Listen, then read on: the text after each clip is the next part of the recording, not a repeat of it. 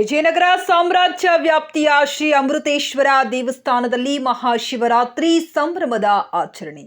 ಗಂಗಾವತಿ ಇತಿಹಾಸ ಪ್ರಸಿದ್ಧ ವಿಜಯನಗರ ಸಾಮ್ರಾಜ್ಯ ಆನೆಗುಂದಿ ಸಂಸ್ಥಾನದ ಗಂಗಾವತಿ ನಗರದ ದೇವಘಾಟ ಬಳಿಯಲ್ಲಿ ನಿರ್ಮಿಸಲಾಗಿದ್ದ ಶ್ರೀ ಅಮೃತೇಶ್ವರ ದೇವಸ್ಥಾನದಲ್ಲಿ ಬುಧವಾರದಂದು ಅಪಾರ ಭಕ್ತಾದಿಗಳ ಮಧ್ಯೆ ಮಹಾಶಿವರಾತ್ರಿಯನ್ನು ದೇವಸ್ಥಾನದ ಅರ್ಚಕ ನಿರುಪಾದಿ ಹನುಮಂತಪ್ಪ ತ್ರಿಕಾಲ ಪೂಜೆಯ ಮೂಲಕ ಪಂಚಾಮೃತ ಅಭಿಷೇಕ, ರುದ್ರಾಭಿಷೇಕ ಸೇರಿದಂತೆ ರಾತ್ರಿಯಿಡೀ ಭಜನೆ ಸಾಂಗತವಾಗಿ ಜರುಗಿದವು.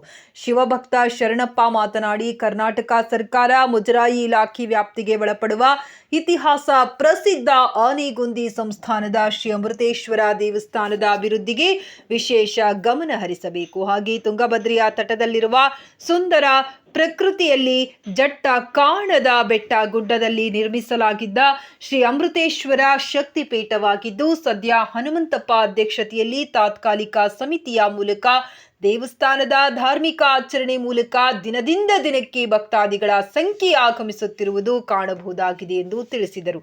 ಸಮಿತಿಯ ಅಧ್ಯಕ್ಷ ಹನುಮಂತಪ್ಪ ಇಡಿಗೇರ ಮಾತನಾಡಿ, ದೇವದಾಟ ನದಿಯ ಮಾರ್ಗ ಮಧ್ಯದ ಬೆಟ್ಟದಲ್ಲಿ ಬರುವ ಶ್ರೀ ಅಮೃತೇಶ್ವರ ದೇವಸ್ಥಾನ ಸರ್ವರ ಸಹಕಾರದ ಮೇರೆಗೆ ಅಭಿವೃದ್ಧಿಗೊಳಿಸಲಾಗುತ್ತದೆ. ಈ ಹಿನ್ನೆಲೆಯಲ್ಲಿ ದೇವಸ್ಥಾನಕ್ಕೆ ಆಗಮಿಸುವ ಭಕ್ತರಿಗೆ ಉತ್ತಮವಾದ ರಸ್ತೆ, ರಾತ್ರಿ ಸಂದರ್ಭದಲ್ಲಿ ವಿದ್ಯುತ್ ದೀಪಗಳ ಅಳವಡಿಕೆ ಇತ್ಯಾದಿ ಮೂಲಭೂತ ಸೌಲಭ್ಯ ಕಲ್ಪಿಸಿದಲ್ಲಿ ಮುಂದೊಂದು ದಿನ ಬೃಹತ್ ಶಕ್ತಿ ಪೀಠವಾಗಲಿದೆ ಎಂದು ಹೇಳಿದರು.